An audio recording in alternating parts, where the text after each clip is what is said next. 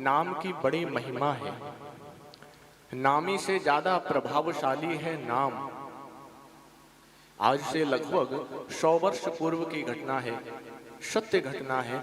बरसाने के गहवर वन में एक संत निवास करते थे और वहीं गहवर वन में ही अपनी साधना करते थे, भजन में दिन रात मग्न रहते थे। तो एक दिन आपने अपने बगल वाली कुटिया में एक संत निवास करते उनसे कहा कि भैया अब तो हमारा जाने का समय आ गया, कल काल आएगा, इस देह से जाना होगा, परंतु मेरी ऐसी इच्छा है कि मैं यहीं बरसाने में रह करके श्री जी की कुछ दिन और सेवा करूं, कुछ दिन और भजन करूं।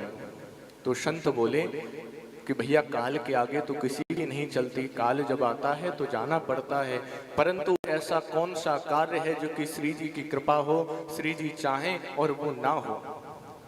काल के भी काल, महाकाल के भी आराध्य भगवान श्री कृष्ण जन के चरण रज की सेवा करते हो, ऐसी श्री किशोरी की कृपा से क्या कुछ संभव नहीं है?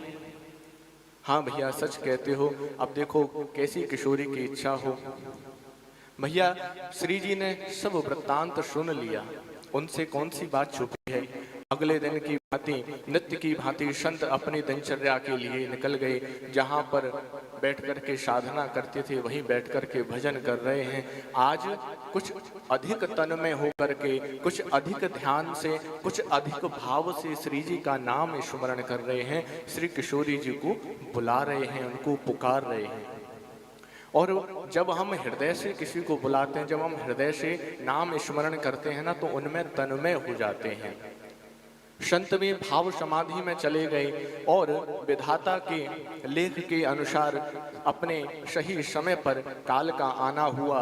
काल चक्रवात के रूप में आया है और यहाँ संत निरंतर नाम स्मरण कर रहे हैं। उनके नाम की जो एक धारा है वो एक तैल धारावत उनका नाम चल रहा है। तो काल जो चक्रवात के रूप में, बवंडर के रूप में आया है, इस एक वृक्ष के नीचे संत बैठ करके भजन कर रहे हैं। वो चक्रवात उस वृक्ष के चारों ओर चक्कर लगा रहा है, पर काल की इतनी सामर्थ्य नहीं कि वो संत का स्पर्श कर सके। और जो आपकी बगल वाली कुटिया में संत निवास करते, वो दूर से इस सब दृश्य को देख रहे हैं। कुछ समय के बाद में वो चक्रवात शांत हो गया। संत अपनी भाव समाधि से प्रकृतिस्थ हुए, अपने सामान्य भाव में आए। देखा आसपास में सब कुछ अस्त व्यस्त है। तो संत ने आकर के बताया कि आपने सही कहा था, काल आया था बवंडर के रूप में, परंतु आपका स्पर्श तक नहीं कर सका। ऐसी श्री किशोरी की, श्री जी की ऐसी कृपा, उनके नाम की ऐसी महिमा कि काल भी आपका स्पर्श नहीं कर सका।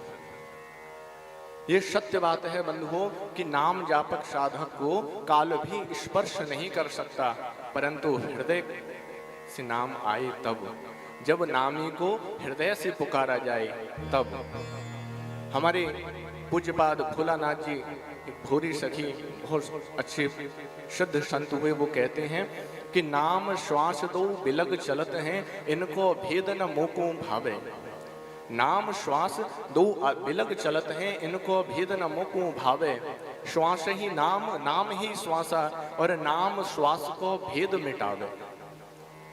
नाम की गति इस प्रकार से चले कि जब हमारी श्वास ऊपर आए तो नाम आए, जब हमारी श्वास नीचे जाए तो नाम भी साथ की साथ में आए। नाम में और श्वास में कोई भेद न रह जाए, ये नाम सिद्धि का लक्षण है। जब ऐसा होने लगे जीवन में तो समझे कि ठाकुर की कृपा हो गई, नाम की कृपा हो गई, नाम ने आपको स्वीकार कर लिया। परंतु ये सहज नहीं है, सरल नहीं है, किंतु असंभव भी नहीं है। अगर हम प्रयास करें तो सब कुछ संभव है। भगवान तो कहते हैं ना कि अभ्यासेन तो कौन्तेय वैराग्येण च गृह्यते। माना कि ये मन जो है बहुत चंचल है, परंतु अभ्यास के द्वारा इसको अपने वश में किया जा सकता है।